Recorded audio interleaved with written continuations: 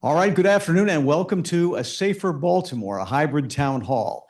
Everyone is impacted by crime. 4 years ago, Mayor Brandon Scott recounted that his mother had been working inside a Giant store in Park Heights when a shooting occurred. In fact, many years earlier, it was another shooting that led to his career in public service. Before he was even 7 years old, the future mayor witnessed a shooting that he said he just couldn't get over. According to Scott, his mother told him if he wanted to get things to change, he would have to change them himself. Now, jumping ahead a few decades, at the start of this year, news outlets published headlines like this one on WBAL TV. 2025 crime data shows Baltimore records lowest homicide rate in nearly 50 years. Together, we are helping folks put down the guns and change their lives, supporting job programs and apprenticeships and investing in our communities by building schools, rec centers, libraries, pools, and playgrounds, the mayor explained. For those of us who have seen the worst of gun violence, who experience the pain of 300 homicides year after year, this progress is especially meaningful. And it's not just homicides. Compared 2025 to 2024, homicides, yes, were down 31%, non-fatal shootings down 25%, rapes down 27%, carjackings down 37%. Those are big numbers. This progress was neither inevitable nor by accident, said Baltimore City Police Commissioner Richard Worley. Strategic focus and collective commitment on all of our agencies, along with building trust and engagement with the communities we serve. The department continues to show that investing in our members and strengthening relationships with our citizens leads to real, measurable reductions in violence. Those investments are central to the city's 5-year violence reduction plan. Published in 2021, the plan takes a new approach. Historically, the plan says Baltimore has over-relied on the 3 Ps: policing, prosecutions, and prisons, in an attempt to reduce violence and strengthen community safety. This strategy has not only failed to yield long-term results, it has also come at an extremely most vulnerable communities. The new approach centers around 5 priorities: building public safety, clean and healthy neighborhoods, equitable neighborhood development, prioritizing our youth, and responsible stewardship of city resources. Using those priorities as a compass, the Mayor's Office of Neighborhood Safety and Engagement was created at the very end of 2020 to work with law enforcement agencies, including BPD and the state's attorney's office, city agencies, and community-based organizations too, to coordinate public safety efforts across Baltimore. Now, included in that list of community-based organizations are, of course, some of our own UMB-operated programs, including the Center for Violence Prevention, our Embrace initiative, where a team of peer recovery specialists, credible messengers, and social workers provides a wide array of help on everything from conflict mediation to mental health services. And UMB is also working to reduce violent crime with the help of our own university police. One very successful example of that is the Law Enforcement Assisted Diversion, or LEAD program, which redirects people arrested for low-level drug offenses to treatment, a case manager, and other services. Joining us today to talk about the state of the city and violent crime prevention is the aforementioned Police Commissioner, Richard Worley. I should note that he's a Baltimorean through and through, a native of our next-door neighbor, Pigtown. He attended the former Cardinal Gibbons High School. And although he's only been the commissioner since 2023, he's been on the force at BPD since 1998, when he started as a patrol officer, so he knows his way around. A little later, you'll have a chance to ask Commissioner Worley your own questions. Please remember that this is a hybrid event. If you're here with us in the law school's moot courtroom, please come up to the microphone in the front so everyone can hear you. And if you're one of the hundreds joining us virtually, please write your question in the Q&A area, and I'll call your name when we're ready to hear from you. Now, please welcome our host and president, Dr. Bruce Jarrell. Thank you, Alex. It's a great. I'm used to a virtual applause, so thank you for that. Welcome to this event. We're really pleased to have Commissioner Worley here to talk about things. You know, I've been in Baltimore now close to 30 years, and there's been days when I've wondered, how well is this city going to do in the future? It gets depressing at times to see businesses close, people leave, homicides occur in our streets. People not wanting to come to our university because it's dangerous to live in Baltimore. Several weeks ago, I had the great pleasure of going to one of the mayor's round tables. He has these quarterly or so. But what was different about this one was that we had the commissioner there along with the Baltimore fire chief to talk about the many programs that they've had in place and the success. And I have to say that I and the other person there with me was Jim Hughes. We walked away from that really enheartened with a lot of hope for this city. Now, you could say you never lost hope for the city, and I never lost hope for the city. But after that session, I really had a lot of hope for what was going on. And when I combined what the commissioner had said with what the fire chief had said, and what I know has been going on this campus now for the last 4 or 5 years, I really said, you know, this place is going someplace good, and I'm glad to be a part of it. And so the first thought that I had after that session was to say, we need to have the commissioner here. We need to have the UMB community hear what he has to say, what he's accomplished, why it's occurred, and what we have to look forward to in the future. So I welcome you for being here. Thank you. And what I would hope that you would do to start out with is just talk a little bit about how things have improved from your point of view. If you think back to the mayor's roundtable, what would you want to say to our crowd about what's different and why? Well, first, thank you for having me. Like you guys know, I'm a lifelong Baltimorean. I grew up in the city. The only time I left the city pretty much was when I went to college.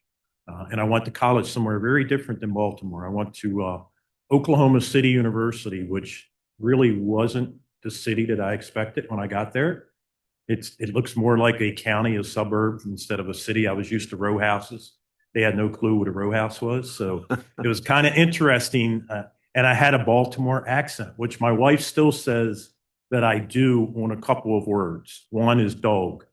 She claims that's that. And there's another one I will not say but I had a real Baltimore accent when I went there, and I actually changed the way I spoke, because there were some words that I said that I dear, and there's no R, so it was a lot of different things. But I'm extremely happy and proud to be the commissioner of Baltimore. At no point did I ever think that I would be in this seat, and it came upon really quickly when the commissioner said, anytime somebody comes in and tells you they're not leaving 3 or 4 times, they're leaving. So when he came in and was telling us he's not going anywhere, I was like, okay, he's going somewhere. But I didn't know that I would be the commissioner. It came down to a couple of us. I was lucky enough to be chosen. I worked with Mayor Scott since probably 2009. And we think a lot alike. We want the best for the community of Baltimore. And we know that the best for the community of Baltimore starts with our kids, our young people. And we did a lot of things when I was the mayor in the Northeast. He was a council person. We did a lot of things to help with the community and to connect with the community, because for many years, law enforcement, driving down crime was just the police responsibility. There wasn't very much help elsewhere. And as you saw, we can't do it alone. And the way we're able to do it now is through partnerships, federal, state, and local partnerships. We cannot do it alone. I'm extremely proud of the men and women, and I know they'll do a fabulous job, but without the support of all the other agencies, and most importantly, without the support of the community, things would not have changed. So the only way that it's changed is everybody's worked together. The homicides last year, everybody judges us on homicides, which one is too many, but 133 last year, the lowest number prior to that. We started tracking numbers in 1970. In 1977, there were 171. That was the lowest that we've had since 1970. Well, I was alive then. I was 6, but I used to see, I'm going to date myself, Jerry Turner and Al Saunders come on the news and report the news, and it usually started off with shootings and homicides. And I grew up with that. And then we've got some really good TV shows, unfortunately, that put Baltimore into a bad light. And it's not that. It's not that Baltimore. And we've got to get the message out for people to come here. And I'll get into a little bit more about, I don't know how many of you know that, but it was a news story for the city that I lived in a hotel for a year. But one of the best things I learned from that is nobody knew who I was because I never wore my uniform there or from, to or from. And I was always in street clothes, leaving and going. And I would just listen to people talk in the elevator, in the lounge, in the lobby. And most of the people, I never heard really any negative comments about the city. Most of them would say, wow, I didn't know the city was this nice. I didn't know the city had this. I didn't know the city had that. So we've got to get that message out because the city is changing right before our eyes. And I don't know what else, if you want to go. Well, one of the things that you really, I think, got my attention on was you used a term. You said, we've got to get out of the warrior culture and into the guardian culture. I thought that was a great way to think about it. Maybe you could talk about that a little bit. Yeah, the way policing used to be, and this is not just here, it's throughout the country. The way policing used to be was the warrior mentality. We would have violence, we go in, we make a bunch of arrests, we basically disrupt the neighborhood and then we leave. And all that happened is if it was a drug organization, they would just come back and then we'd come in and do the same thing. There was nothing to support that really worked other than we were getting criminals off the street. So now instead of the warrior mentality, it's the guardian. So you'll see now that our officers come to help the community. Okay, what can we do to help you? It's not always about arrest. One year in Baltimore City, we had a little over 600,000 residents. We made 100,000 arrests in 1 year. And it was during a zero tolerance, which was horrible for our city because we alienated a lot of our community. But we made 100,000 arrests and we still had over 300 homicides. Last year, we made about 15,000 arrests and we had 133 homicides. So it clearly proves that making arrests doesn't really affect the homicide rate. It's probably to the contrary. But we want to guardian to warrior, from warrior to guardian, and we want our motto is the least intrusive, most effective, least intrusive way to accomplish a task. It doesn't always mean arrest. I got a question yesterday at the council hearing about open containers. Well, if most of the time you just tell the person to dump it out, you abated the problem. You don't have to give a citation, you don't have to give an arrest. Now, there are some people out there who decide, well, I'm not going to dump it out, and you can escalate it, but those are few and far between. So we are going in to be the guardians of the neighborhood. How can we help you make your neighborhood better? We've given our officers so much training, more training than we've ever done since I've been here. When I was a colonel, I went through the best training I've ever had when I was here, and it was about stop, searches, and arrest as to what we can and can't do with the changing laws.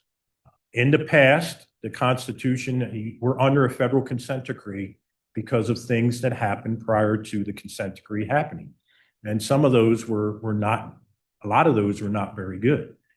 The consent decree has helped us change our department from that warrior to the guardian. It's made us a better police department. And one of the big keys to our success, and I'll give you an example, is the way that we treat people suffering from behavioral crisis. I still think, and a lot of people think, that the police should not be involved in that at all.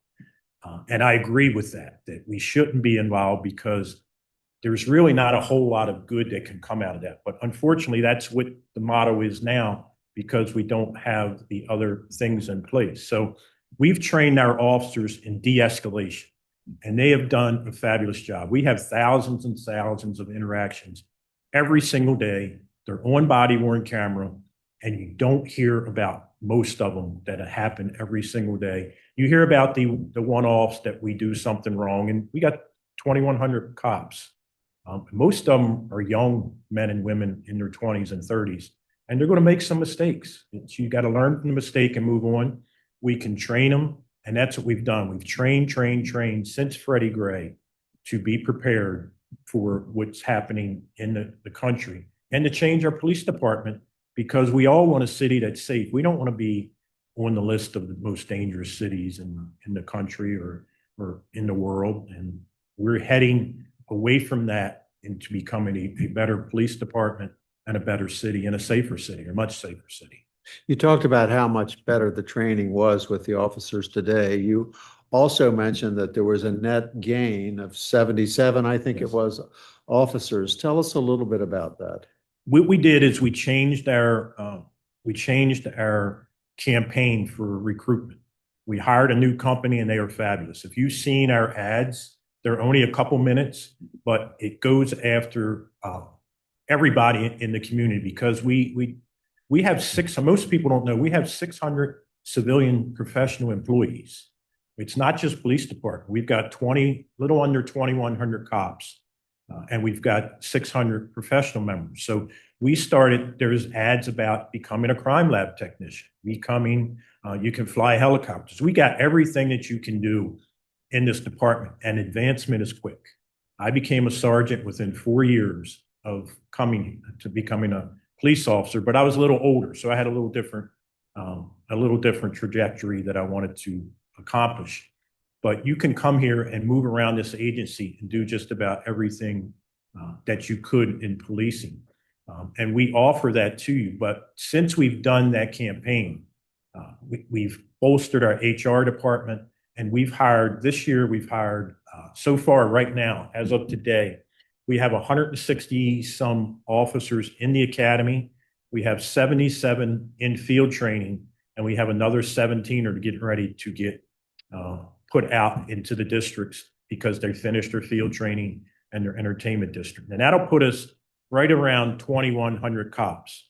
When the last time we were under 300 homicides, the police department had 3,000 police officers.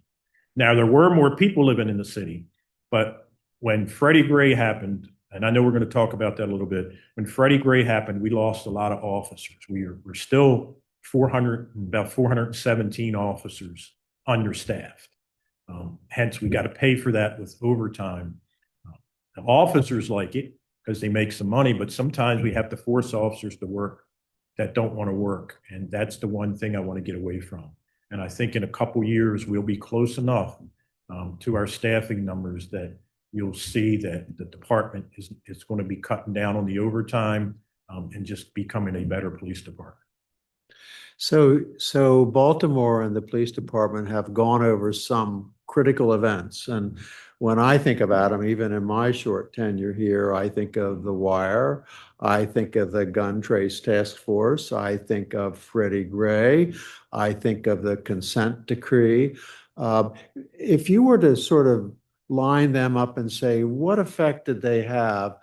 How did they get you in a good way from where you were to where you are now? And so what was the net benefit of those events? Not that they're all benefits.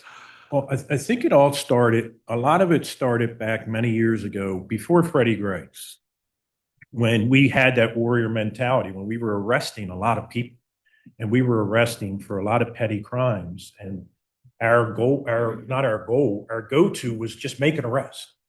And it didn't help. We had 20 years of 300 homicides. And then it culminated with Freddie Gray. And what happened is that brought to light some of the things that were being done. We went under a federal consent decree.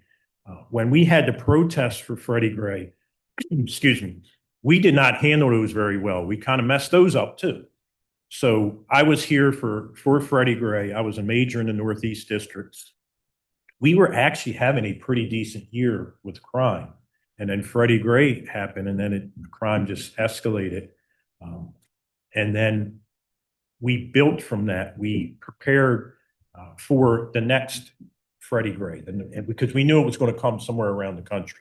So the federal consent decree comes in the first couple of years, 3 or 4 years, we really don't accomplish a whole lot with it. The difference with the consent decree really turned the corner when Commissioner Harrison got here. Then we started really training and doing the things that the consent decree wanted us to do. We went from the warrior to the guardian. We gave our cops more training. Up until I was probably a colonel, my training, in-service training consisted of a week in the academy where you had a break for a break. So basically, you sat around for a couple days worth of very mediocre training, and you really learn anything. Consent decree is mandated that we teach our officers de-escalation, stop searches and arrests. new use of force tactics. It's completely changed the department. But that alone wouldn't have done it. We had to change the culture, because the culture was, oh, we've always done it this way. And I hate that term. Well, that we don't do it that way anymore. Just because you've done it that way doesn't mean it's the right way. Obviously it wasn't, because we have the federal government overseeing our police department. And since then, we prepared and prepared and prepared to do things better. And when George Floyd happened in 2020, we got a sideways compliment by the New York Times that we were one of the biggest police departments that handled the protest really well. And we did, because we had an advantage. We had Freddie Gray. So we had our protest that we screwed up, and we came and we perfected it with George Floyd and allowing the people to protest. We gave them parameters. You can't destroy property. You can't assault people. Other than that, we will lead you to where you want to go. We would talk to the leaders. What is your goal? Where do you want to go? And our motors would lead them to where they wanted to go. And they looked at us like, what is this? This is our way of keeping our city safe. The biggest turning point in that was the community itself. We gave them a mandate that we would not use the armor that we were equipped with for riots. We were at City Hall. We had an individual throw a bottle at our officers. And we told them, first bottle is free. The second bottle, we're changing up and we're coming out in our gear. The third bottle, we're going in and we're going to get the person who threw the bottle. So 2 bottles come, we get into, we are switching out every half an hour. 30 officers would go in, 30 officers would go out. That was one of the biggest keys to our success. Freddie Gray, we would have an officer standing out there for 10 or 12 hours and with no relief, no food. We switched people up. We were watching officers on camera. If we had a couple community members that were real, we could see they were really getting on under the skin of one of our officers. We told the supervisor who was behind them to go get him off the line. They switched him out, and the other guy just stood there and laughed at him while we outsmarted them with trying to incite our officers. So back to the City Hall, we changed out, we got into our light gear, and they knew, we told the leaders the next bottle, we're going into the community and we're going to get the person, we're going into the crowd and we're going to take the person and we're going to arrest them. Before we could do that, community members brought that person to us at the line. We arrested that person. The next line of officers that came out did not have the riot gear on, and that was the end of that. The only other incident happened with our good friends in Baltimore County decided to make an arrest right near City Hall, and they thought it was us. And we got that squared away pretty quickly, but we changed the way that happened, and then we get the GTTF, which has probably done the biggest damage to us monetarily, because we have people that are suing the city. But more importantly, we have people that went to jail that probably should not have went to jail. And we had 6 or 7 officers who used the badge, defaced the badge and their vests and their oath by being criminals working in the city and victimizing, no matter who you victimize, they're victimizing drug dealers and everyone else. Though they went to federal prison. One is already out. One just passed away. And then you also had The Wire, great TV series. It was probably too good for us because it got a lot of bad attention in the city. I watched the series. I couldn't wait for it to come on. And it was a relatively, not accurate, but it was a close portrayal of the way some of the things happened in the city. Back then, we're not The Wire anymore. This is a totally different city, not only with the homicide rates being down, the community is winning back our support. We're winning back the support of some of the community. Got a long way to go, but if you look around the city, they're building houses and condos, and in 3 or 4 years, hopefully the inner harbor will be rebuilt. And hopefully the city, if you're not looking at what's happening here, and unfortunately some of our media outlets aren't really and don't really want to report on the good stuff, and that's their loss because they're missing a transformation of the city into one that's going to become one of the best cities in the country. You mentioned your progress on the consent decree, and you had ticked off quite a few boxes. You want to just mention that for Yeah. a second? Last year, we came in full and complete compliance with prisoner transport and officer wellness and safety. What that means is those two, there are 17 paragraphs that need to be accomplished in the consent decree, satisfied. Those two were accomplished. They were sustained for a year. So they are now not part of the consent decree anymore. Federal oversight doesn't even look at it. We still monitor it because we're not going to stop monitoring what got us to be where we are today. 3 more are going to come off in the next couple of weeks.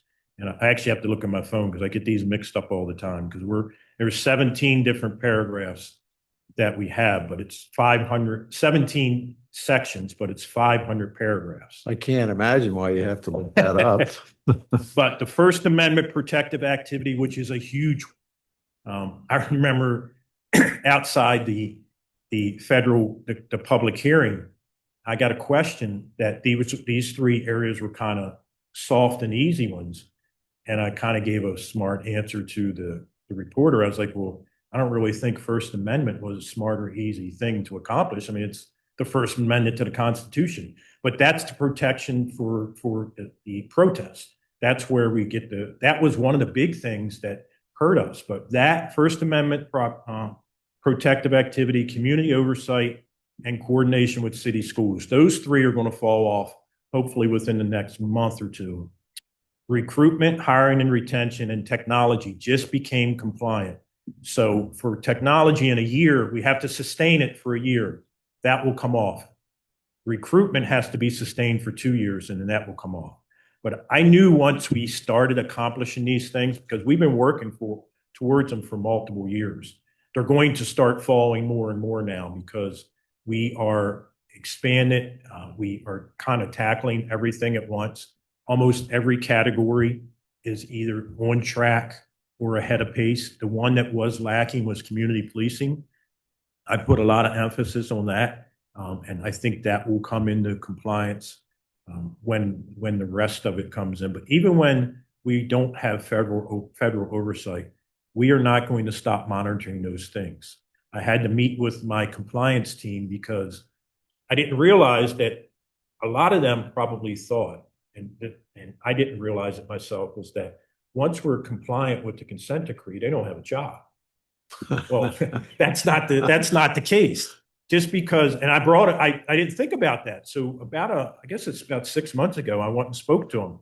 And I was like, listen, just because we come into compliance with the consent decree, and the consent decree is no longer, federal government is no longer overseeing our department, we're still going to monitor all the stuff that we're monitoring now so we don't slide backwards into the incidents that we had before. And I think that we are good in that category because we have changed the culture. Now, has everybody bought in? We got 2,080 cops? No, we haven't all bought in. There's still some who think, and I still hear it, well, we got to do it because we've always done it this way. That is something. 2 things that I really don't like is when they said, well, we've always done it that way, or such and such is off, and he's the only person that can do that job. That is those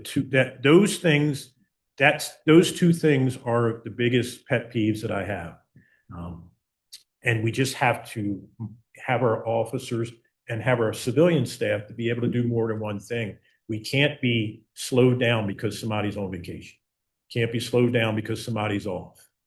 My question is, what if such and such gets hit by a bus? I mean, I hope it never happens, but what happens is, I mean, even with me, what happens if I'm not here? The mayor's got an alternative plan if something happens to me, and it was news when I fell on my house, and that was kind of interesting. Most people, they thought, I looked at the comment. My wife got so mad about the comments online because they said, well, he's drunk. It was 2:00 in the morning. I was like, well, I would have thought the same thing if I was one of them, but I wasn't. And then they saw me with the thing on my arm, and I had a really bad 6 hours. I ruptured my bicep tendon playing baseball at like 9:00.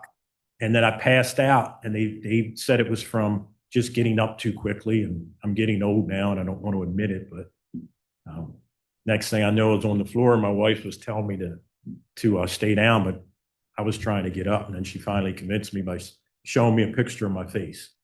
So let's just say my nose looks a lot better now than it did on that picture. It's terrible getting old, though. It I can is. tell It you. is. I can tell you that. Has this changed the type of person who's applying to be a police officer?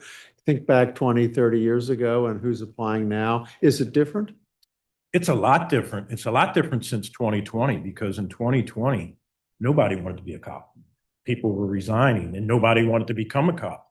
Now we have a lot of people who come here, and I go and speak to every single class. Kind of ironic. I did it at the courtroom, the mock courtroom earlier over at the University of Baltimore, over on that in their facility.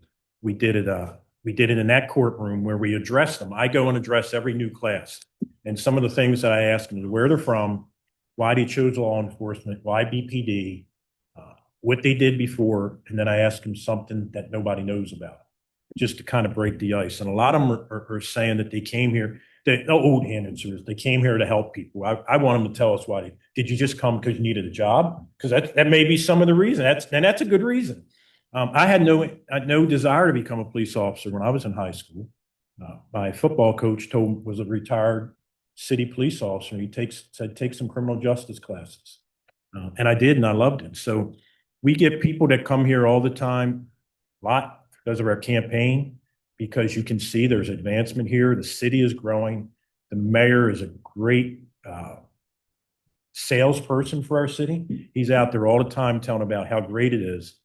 And it is a great city, and a lot of people are missing it. But that campaign ads and the ability to move in this department so quickly, advance. You can be a sergeant. You can go do just about anything you want in our department because we have everything. And then we even tell in the class, I tell them, if this isn't for you, if being a police officer isn't for you. And I did a class last week that had, I think, 60 officers. They lost 7 people last week because about 6 or 7 decided that wasn't for them. They see body-worn camera video and they're like, oh no, that's not me, I'm out of here. Well, but I tell them, listen, if the hardest part is getting here, if you don't want to become a police officer, you decide, hey, this isn't for me, I want to do something else. We have 600 positions that you could fill as a professional member. You've already got the background, you've already been into the department, you faced a more vigorous background than a civilian employee does. So look at other opportunities throughout the department. If you don't want to be a police officer, because it's not for everyone. But we are starting to change, and then policing is a vicious circle. Something happens in the country and people dislike us, and then eventually they like us again, and then something will happen that they'll dislike us. And the bad thing is everybody gets judged by one event. Everybody had to deal with the repercussions of what happened with George Floyd, happened in Minnesota. Now there's some other issues in Minnesota that we're dealing with that all the rest of the police departments in the country have to prepare for. Right. Well, I'm pleased to say that when I spoke to UMB Chief of Police Leone, he said, oh yeah, I know the commissioner. I have him on speed dial and I talk to him all the time. We So do. I thank you for that relationship. That's really important. Alex, how we doing? We have a lot of people with really a wide array of questions, some very broad and some like Sharice Singleton. Go ahead and open your mic. She has, from our School of Dentistry, she has a question, a sort of a day-to-day question on campus. Sharice, are you there? Hi, good afternoon. Yes, I'm here. Can you hear me? Yes, go ahead. A little loud. Oh, okay, I'm sorry. I was just wondering, is there anything that could be done about the unruly crowd at the Lexington Market metro station? I catch the metro going and coming to work, and every day I'm asked, do I want to buy drugs or loose cigarettes, or they're just hanging around, and sometimes I just feel unsafe. Alex, maybe can you repeat that because it's a little hard to hear. Sharice wrote in the Q&A area that, there's a crowd of people very often. They're offering to sell you drugs, and it can be very intimidating and makes one a little bit afraid sometimes to go up into that area. Is there something that can be done about that? Yeah, we're in the process of doing something about that now. We have a Lexington Market unit. It's a small unit, but they've made multiple arrests. Their schedule is the same as the market's open. The city is also doing what we call a blitz in that area. So we're trying to get all the other city services there. There's a couple areas in the city that are really difficult problems to handle because they're hubs for transportation. And that's what this is one of them. Penn North is the same thing. There are hubs for transportation that normally attract a lot of people. And then you have the revitalization of Lexington Market, which if you haven't been inside I walked inside and I was shocked when I walked in there and saw the place. But we've got to get that under control. We're constantly working on it. The Central District has the unit, the Lexington Market unit, but they also have patrol officers and supervisors that are in that area. And then your chief, the chiefs, we know why we talk all the time, and we complain about the same things to each other. But the chief, you are a great partner with us. We work together because we can't do it alone. He can't do it alone. And the state, we also have some of our DGS workers. But the blitz is the biggest thing because we aren't going to arrest our way out of that. The blitz that the city's putting on, and what that does, it's bringing in all the other wraparound services, sort of like what we do with the group violence reduction strategy. We're trying to get we've lost the drug war. You're not going to arrest your way out of the drug war.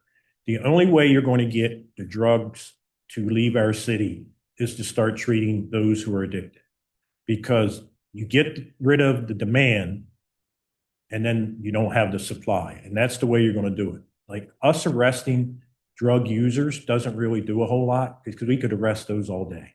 We want to get to the person who's selling it.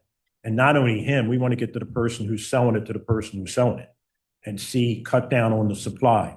So there's federal agencies that also work all throughout the city. We've taken off so much. I think it was 200 and some kilos of drugs that were coming into the city that were taken off by task force officers at the port, at the airport in the last month, I believe it was. So we continue to battle that. But as you see, 200 kilos of drugs really didn't affect the city. There's so many avenues where people were bringing drugs into the city, but we have a plan for it. The area didn't get that way overnight. It's going to take us a little bit to get it back under control, but I think we will do it under the leadership of Mayor Scott. He has all the other city agencies, along with the police department, working to clean up that area. And I think we will, because the market's a great place. A lot of people need to see it, but they don't go there because of the surroundings, and we've got to fix that. Yeah, we're strongly invested in the success of the market. The other thing is, I would say there's 25,000 people on this campus when you look at the university and the medical center, and a significant percentage of them use public transportation there right on Utah Street. And a lot of them get done work at 5 or so, and it's getting dark in the winter. And I think safety and security there has been an important topic for us, and one that I think we could do a better job on.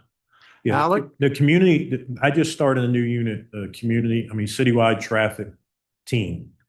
They have a mission right now, and then I'm going to change them and they'll start moving around. But Lexington Market is another area where we can come to, because since COVID, traffic laws are suggestions to most people in our city.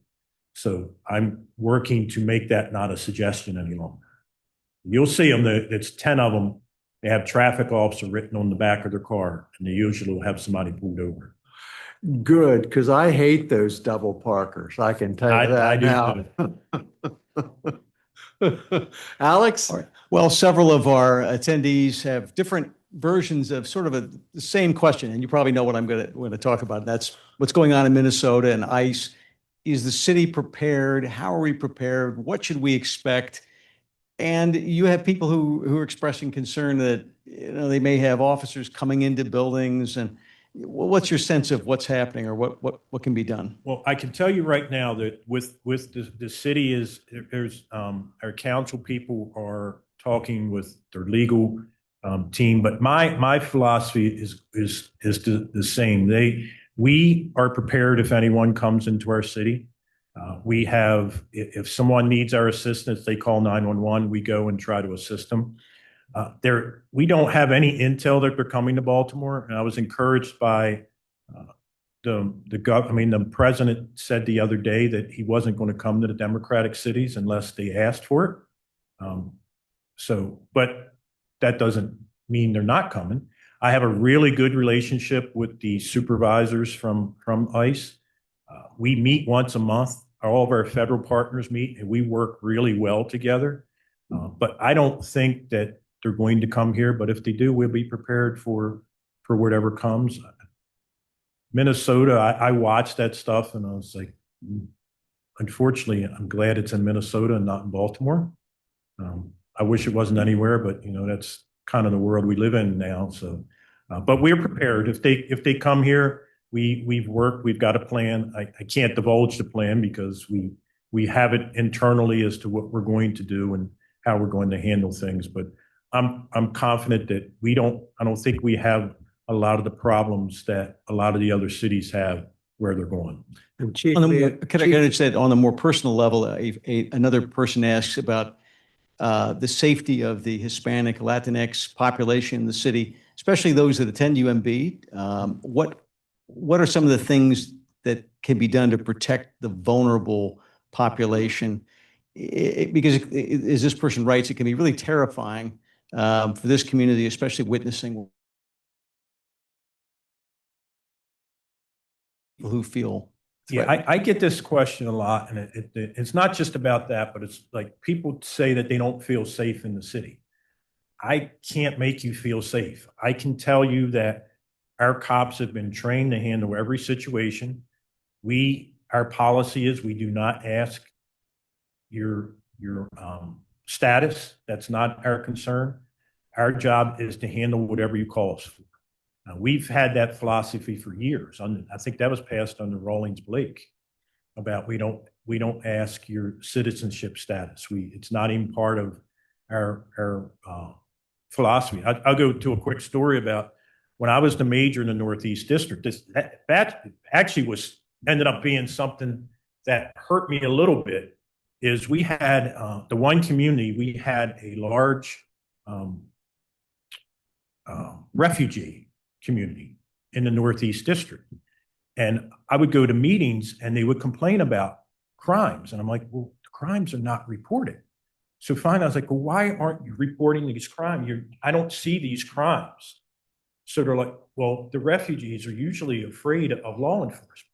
So we put an effort together to go into the community and educate the community. Well, lo and behold, my crime started going up in those communities. So it kind of, okay, well, I got what I wanted. I wanted more reported crime, but in the end, they were safer because they were being heard.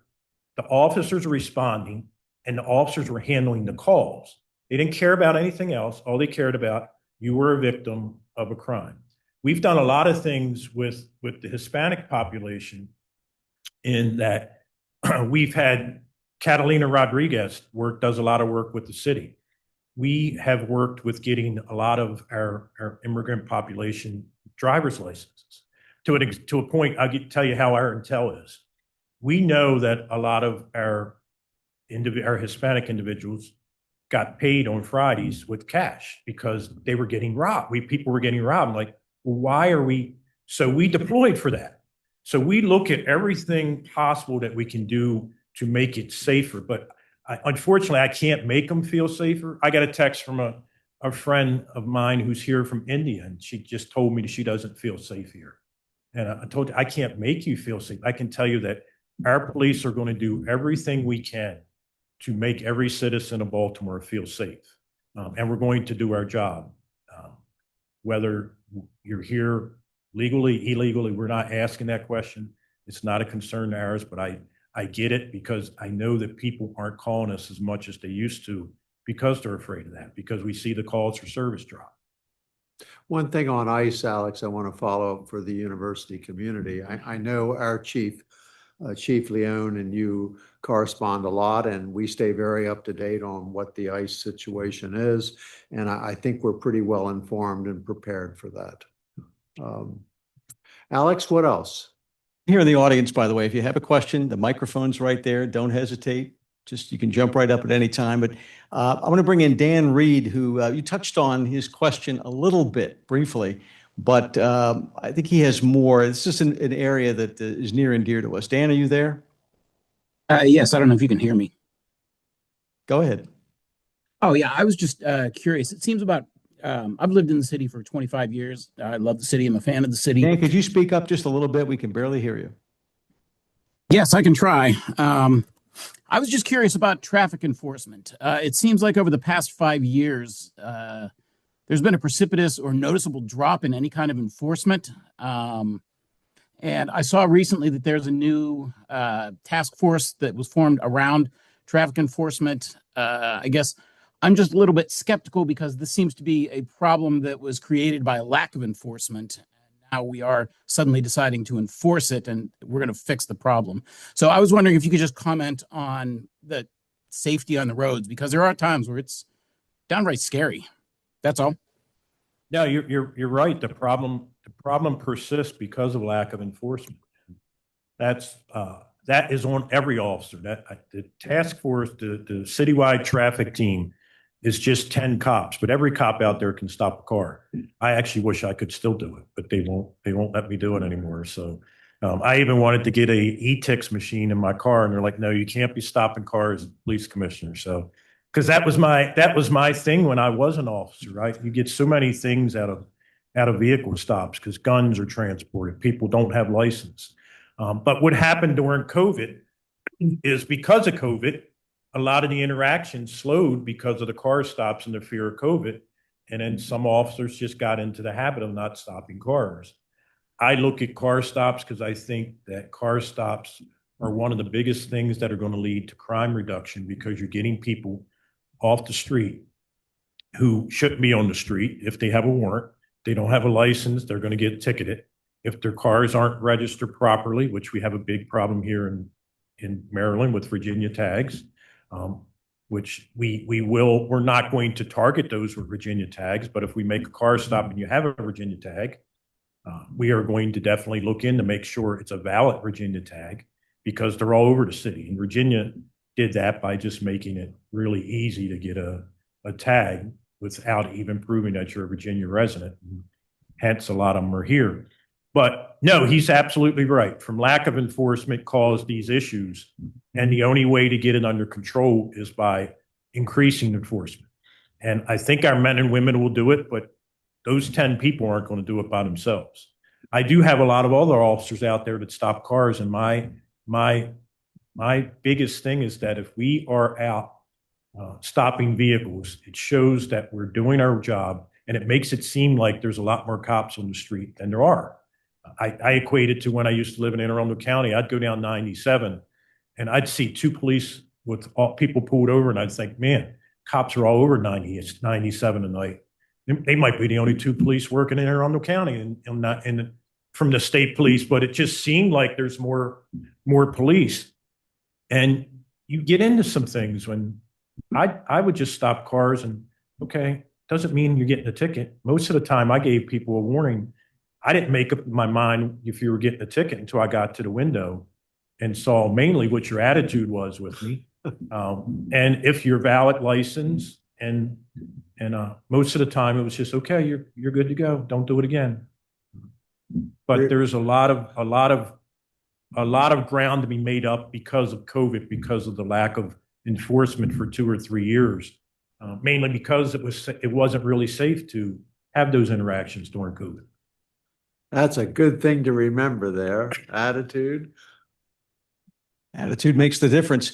So one of our attendees notes the perception that, and it may be true, that many retail establishments like CVS, pharmacies have closed because of juvenile robberies.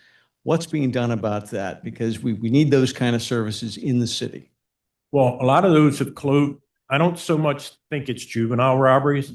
I think it's the shoplifting.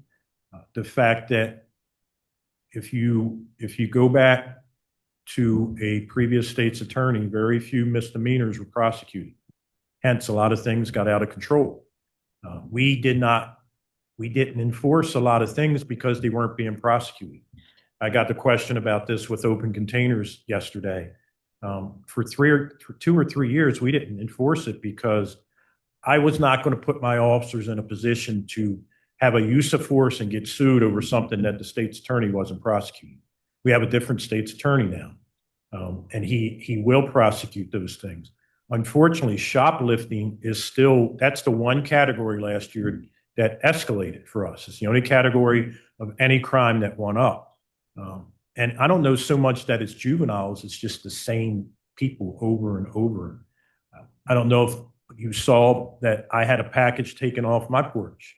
It's actually my wife's package, it wasn't mine. So she got to experience the criminal justice system firsthand. But the individual who took the package had like 20 arrests. And at some point, there's got to be some incarceration if you're going to continue. But we do have a juvenile issue still here. They did change the Secretary of the Department of Juvenile Service. Betsy Tolentino is doing a good job, but she has a lot of things to fix. The biggest thing that I think is with our young people is you got to have discipline. We all know when we did something wrong, if our parents didn't correct us, we'd probably do it again. But when they corrected you, you didn't do it again. You're like, I'm not dealing with that heat again. Our young people are doing crimes and then they're just being taken home and said, don't do it again. And there's a lot of our young people don't have parents to stand up and force them to not do these things. The system has to do that. The system shouldn't have to do that, but it does. And that's the only way we're going to get our young people under control is by giving them discipline when they make, I'm not saying they got to go to jail, but they've got to make them go out and pick up some trash in the cold or in the heat. And those kids won't want to do it. Most kids. And one thing that I talk about is we've got about 50,000 young people between the ages of 10 and 19. And we're probably talking about 50 or 60 of them that are creating this issue, but they're the 50 or 60 that get all the media attention. The other 50 some thousand who are doing good things continue to do good things. Alex, we have a question for Dr. Rhodes here. Dawn, go ahead. Hello, welcome to campus. Thank you. And I'm Dawn Rhodes, and the police is part of my portfolio. And we constantly tell our campus community how safe a space our campus is. But it's kind of like us reporting on ourselves. So what would be your assessment of how well policed our campus community is and our crime statistics? I think it's very safe. Unfortunately, if you watch the news and there's a couple media outlets, we'll put a story on about how good our crime numbers are. These media outlets will find somebody that was a victim 5 years ago to say, well, it's not safe. It's this. We live in a large city, almost 600,000 people. We are not going to eliminate crime. There's going to be some crime here and there. The biggest key is that you report it. You see something suspicious. I always tell people if you pull into your neighborhood or you see something where the hairs on the back of your neck stand up, that it's not right, it's probably not right. And don't put yourself in a position. I used to do this with the Northeast. We were having a carjacking problem. If you pull into your block, you see people standing there and you think, hey, this doesn't look right.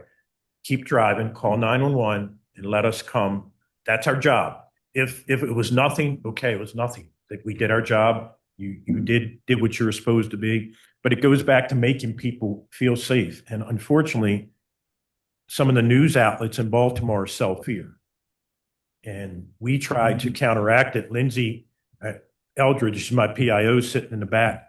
We spent all day, every day, trying to counteract the stories of somebody from 2 years ago who was a victim who says that they'll find them, that we didn't do anything. And it's maybe true. Maybe we didn't do our job on a certain case, but 99% of the time, cops want to do the right things, and we will do the right things. And it's the only profession, one of the few professions that are willing to put your life on the line for somebody you don't even know.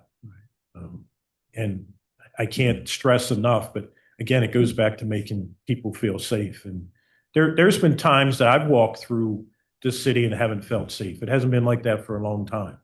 And right now is my executive protection guys. I can't go anywhere without them because I don't have a gun.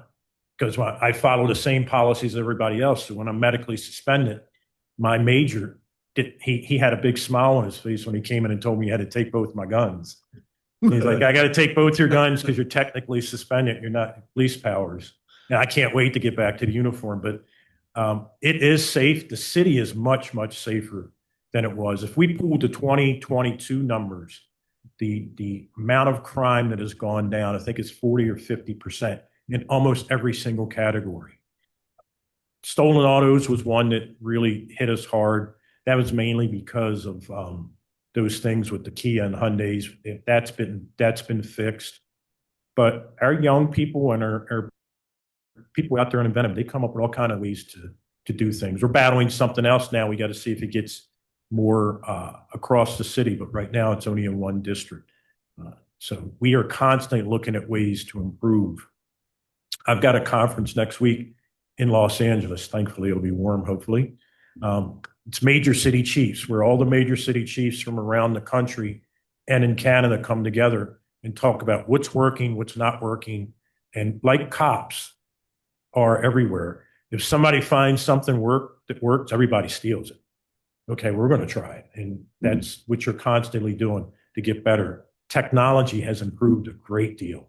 And the cameras that we have and you have around campus, that's the biggest supporter. But it's not going to stop every crime. There's still going to be some robberies. There's still going to be some thefts. Unfortunately, that's what happens, not even just in the big communities, but even in the small communities. Yes, ma'am. Alex, how we doing on time? Well, we're just about out of time, but I wish I knew who this attendee was. It was anonymous, who asked, what is your biggest hope for Baltimore, and what would an ideal Baltimore look like for you? Well, first, the Ravens would win the Super Bowl. The Orioles would win the World Series. My ideal Baltimore, and I know coming in 0 homicides is impossible. I had a question in Tom Hall's interview several months ago, and we were talking about something, and I said, yeah, Austin had 50 homicides. And he said, so, well, we could never do that. And I was like, why? Why can't we do that? My goal this year is to be under 100 homicides. I went to Boston and spent 3 weeks in Boston, and it wasn't always the city. Not that I want to be like the Red Sox or the Patriots or anything, but the city itself changed over years, and they changed when they started doing the focused deterrence model.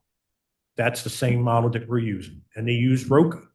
So a lot of the same things that were successful there, the Mayor's Office of Neighborhood Safety and Engagement and ROCA, we give these young people things that they can do. The mayor is building more rec centers than we've had in years.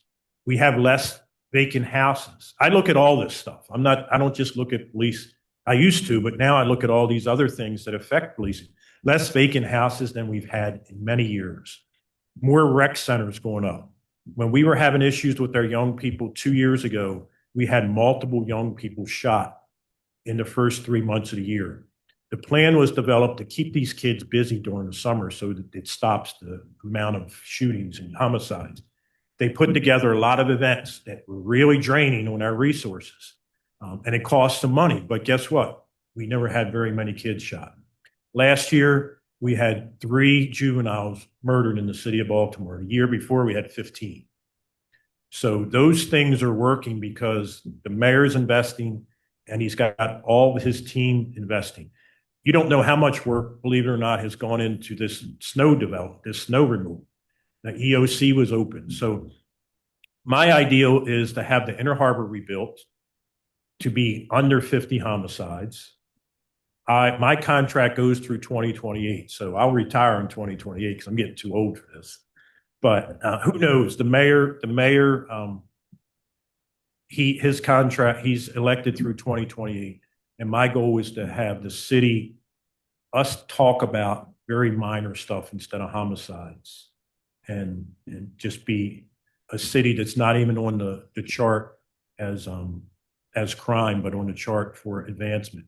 We've got some of the best hospitals in the world here.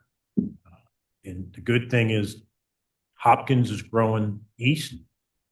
You guys are growing west. And pretty soon it's a great place to come and live. And I think the rest of the country is missing out on something that they won't be missing out on for much longer, because we are getting attention, and the mayor and governor are great salesmen for our city and state. So you can see why I wanted the commissioner to come meet with us. And I hope you felt the same rising of attitude and hope for this city. I want to thank you for being here. I My know pleasure. you've got a busy day, but I hope your pitching arm gets better. And I'm you not a get that- pitcher anymore. I'm too old for that one. Yeah, but thank you for being here. Thank you for having me. Pleasure. Yes.